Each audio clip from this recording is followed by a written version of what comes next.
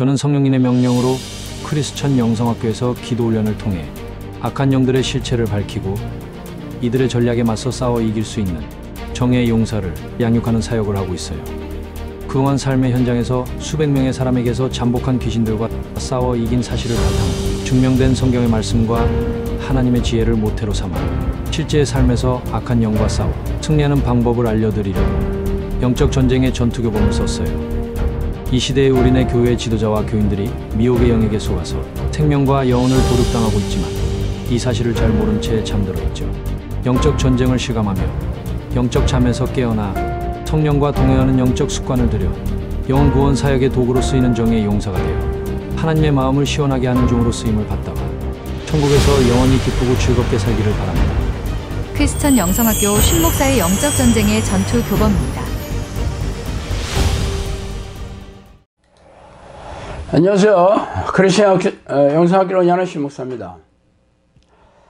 자, 오늘은 미혹의 영의 포로로 잡혀있는 사람의 특징이라는 주제를 한번 생각해 보도록 하겠습니다. 미혹의 영, 우리네 교회에서는 그 미혹의 영에 대한 가르침이 거의 없습니다. 그러나 성경에는 미혹의 영의 실체와 공격, 그리고 그들의 목적에 대해 말하고 있죠. 미친 사람은 자신이 미쳤다는 것을 알지 못해요. 왜냐하면 자신의 정신 상태를 평가할 만한 능력이 없기 때문이죠. 이처럼 이 시대의 우리네 교회가 미혹의 영이 정체나 공격에 대해 침묵하는 이유는 이미 미혹당한 상태이기 때문입니다. 미혹이란 속인다는 뜻이에요. 말하자면 자신들이 미혹을 당해 있는 상태인지 인지하지 못하게 하는 것이 이들의 공격입니다. 그래서 오늘은 미혹의 영에게 포로로 잡혀 있는 사람들이 어떠한 특징이 있는지 한번 살펴보도록 하겠습니다. 여호와께서 이르시되 가서 이 백성에게 이르기를 너희는 너희가 듣기는 들어도 깨닫지 못할 것이요 보기는 보아도 알지 못하리라 하여 이 백성의 마음을 둔하게 하며 그들의 귀가 막히고 그들의 눈이 감기게 하라. 염려하건대 그들이 눈으로 보고 귀로 듣고 마음으로 깨닫고 다시 돌아와 고침을 받을까 하노라. 이사야 6장 9절에서 10절 말씀입니다. 대저 여호와께서 깊이 잠들게 하는 영을 너희에게 부어주사 너희의 눈을 감기셨음이니 그가 선지자들과 너희의 지도자인 선견자들을 덮으셨음이라. 그러므로 모든 계시가 너희에게는 봉안책의 말처럼 되었으니 그것을 그걸 아는 자에게 주며 이르기를 그대에게 청하노니 이를 읽으라 하면 그가 대답하기를 그것이 봉해졌으니 나는 못 읽겠노라 할 것이요 또 그 책을 글 모르는 자에게 주며 이르기를 그대에게 청하노니 이를 읽으라 하면 그가 대답하기를 나는 그를 모른다 할 것이니라. 주께서 이르시되 이 백성이 입으로는 나를 가까이 하며 입술로는 나를 공경하나 그들의 마음은 내게서 멀리 떠났으니 이들이 나를 경외하면 사람의 계명으로 가르침을 받았을 뿐이라. 그러므로 내가 이 백성 중에 기이한 일, 곧 기이하고 가장 기이한 일을 다시 행하리니 그들 중에서 지혜자의 지혜가 없어지고 명철자의 총명이 가려지리라. 이사야 29장 10절에서 14절 말씀이에요. 자, 위에 두 구절은 미혹의 영을 보낸 사람이 바로 하나님 자신이라고 밝히고 있습니다. 그 이유는 천국에 드릴 백성들의 믿음을 테스트해서 합격한 사람들만을 들이시겠다는 생각이시죠. 그렇다면 누가 미혹의 영의 공격을 받아 눈이 감기고 귀가 들리지 않고 마음으로 깨닫지 못하는 사람일까요? 그 사람들은 입으로는 하나님을 공경하나 마음은 떠난 사람이고 하나님이 아닌 사람의 가르침을 따르는 사람이라고 콕 집어서 말씀하고 계십니다. 그래서 당신은 하나님의 가르침을 받고 있습니까? 아니면 사람의 가르침을 받고 있습니까? 백성이 모이는 것 같이 내게 나아오며 내 백성처럼 내 앞에 앉아서 내 말을 들으나 그대로 행하지 아니하니 이는 그 입으로는 사랑을 나타내어도 마음으로는 이익을 따름이라. 그들은 내가 고운 음성으로 사랑의 노래를 하며 음악을 잘하는 자같이 여겼나니 내 말을 듣고도 행하지 아니하거니와 그 말이 응하리니 응할 때에는 그들의 한 선지자가 자기 가운데 있었음을 알리라. 에스겔 33장 31절에서 33절 말씀입니다. 내가 이르리니 사람이 바른 교훈을 받지 아니하며 귀가 가려워서 자기의 사욕을 따를 스승을 많이 두고 또 그 귀를 진리에서 돌이켜 허탄한 이야기를 따르리라. 디모데후서 4장 3절 4절 말씀입니다. 그렇다면 미혹의 영이 포로가 된 사람들의 특징은 무엇입니까? 바로 바른 교훈을 받지 않고 유익을 말해주는 사꾼 목자를 따라서 자기의 욕심을 추구하며 입으로는 하나님을 공경한다고 말하지만 실상은 자신의 이익을 따르는 사람들이죠. 그러므로 이들의 속내와 목적, 동기가 바로 하나님의 뜻이 아니라 자신이 원하는 것, 자신이 기뻐하는 것, 자기 자신이 하나님의 자리를 대신해서 섬김을 받고 싶어하는 사람들입니다. 이런 사람은 항상 자신이 주어가 되어 말하는 것이 특징이에요. 그래서 가르침을 들어도 하나님의 뜻이 아니라 자신의 느낌이나 은혜를 따라 판단하고 또 성경의 근거가 아니라 자신의 생각이나 자신이 원하는 대로 원하는 잣대로 판단합니다. 그러나 이들의 속내는 미혹의 영이 교묘하게 속여서 감추어져 있으며 자신도 인지하지 못하고 있으면 물론입니다. 그렇다면 미혹의 영이 조종하는 사람의 특징을 한번 살펴볼까요? 미혹의 영이 조종하는 사람은 첫 번째 특징이 자신의 의, 자기 만족, 자기 확신, 자기 연민, 자기 자랑으로 꽉 차 있는 사람입니다. 말하자면 이들은 무척이나 교만한 사람들이죠. 교인 중에서도 겉으로는 겸손한 척 하여도 속으로는 영적 교만으로 똘똘 뭉친 이들이 적지 않습니다.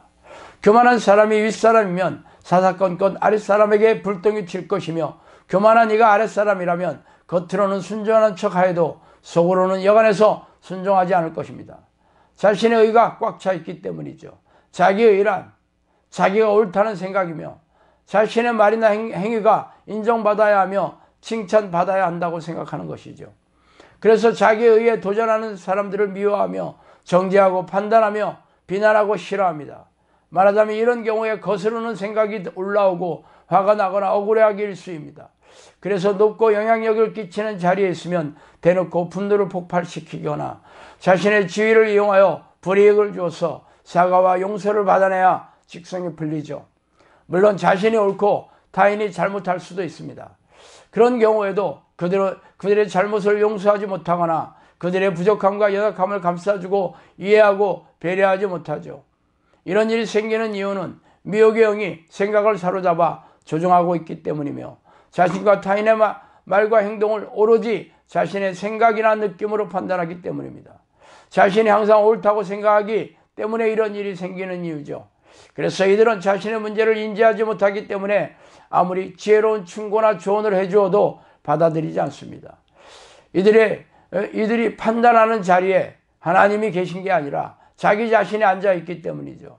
말하자면 자신을 우상으로 섬기고 있는 셈입니다.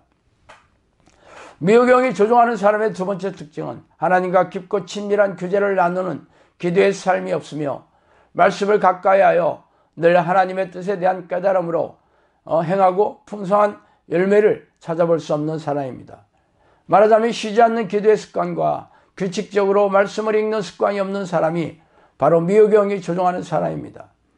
미혹의 영은 하나님을 만나지 못하게 집요하게 공격을 하고 있어요. 그래서 목회자들은 사역에 바빠서 하나님을 만나지 못하게 하고 평신도들은 돈을 벌어서 쌓아두거나 돈을 쓰면서 육체의 쾌락에 즐기는 일에 몰두하게 만듭니다. 설령 기도하고 성경을 읽더라도 형식적이거나 의무적인 종교행위에 불과하지 깊고 친밀하게 성령과 교제하는 삶에 무지하죠. 그러므로 이들이 교회에서 지위가 높고 신앙의 연륜이 많더라도 조심하고 가까이 하지 말아야 할 것입니다. 세 번째는 감정의 기복이 심하고 충동적으로 말하거나 행동하며 남의 말을 듣지 않고 고집이 세며 자기 중심적인 사람입니다. 특히 감정의 기복이 심하여서 어떤 행동을 할지 예측을 할 수 없기 때문에 가족이나 주변 사람들이 불안해하며 잘못을 쉽게 잊고 습관적으로 반복하기 때문에 또 주변 사람들이 스트레스나 상처를 많이 받게 되죠. 왜냐하면 미혹의 영이 머리를 타고 앉아 생각이나 느낌을 조종하기 때문입니다. 네 번째, 미혹의 영은 각종 정신질환이나 체질이나 유절병 혹은 가족력, 타고난 성품, 지적 능력 등에 지대한 영향을 미칩니다. 또한 원인을 알 수 없는 지적장애나 발달장애, 자폐증 등의 원인을 제공하고 있죠. 원래 미혹의 영은 생각을 통해 속이기 때문에 뇌를 장악하고 속이며 뇌를 병들게 합니다. 뇌가 병든 사람이 바로 정신질환자들이고 중독자들이며 지적장애나 발달장애 등의 정신지체자들입니다. 또한 타고난 성품이나 체질, 가족력이나 유전병 등도 염색체와 밀접한 관계가 있습니다. 성령께서는 저에게 미혹의 영에 뇌를 장악하고 DNA를 조종한다고 말씀하셨습니다. 그러므로 이런 사람들이 미혹의 영에 점령당하고 있다고 보셔야 할 것입니다. 이처럼 미혹의 영에 사로잡혀 있는 자들은 우리 주변에 허다하죠. 우리 가족 중에도 많이 찾아볼 수 있습니다. 그러므로 이들과 적당한 거리를 두고 피해야 하며 웬만하면 이들과 깊은 관계를 맺지 않는 게 가장 좋습니다. 미혹의 영의 목적은 불행을 당하게 하여 고통을 주고 생명과 영혼을 사냥하는 놈들이기 때문입니다. 그러나 피할 수 없는 가족이라면 또 직장 상사라면 적당한 거리를 두고 피하거나 또 멀리 할 수 없죠. 이럴 때는 맞서 싸우는 수밖에 없습니다. 예수 그리스도의 보혈을 의지하면서 능력 있는 기도로서 이들을 축출기도로 쫓아내야 할 것입니다. 자, 오늘은 이렇게 미혹의 영에 당하고 있는, 미혹의 영에 속고 있는 사람들의 특징에 대해서 한번 살펴봤습니다. 자, 오늘 여기까지 하겠습니다. 감사합니다.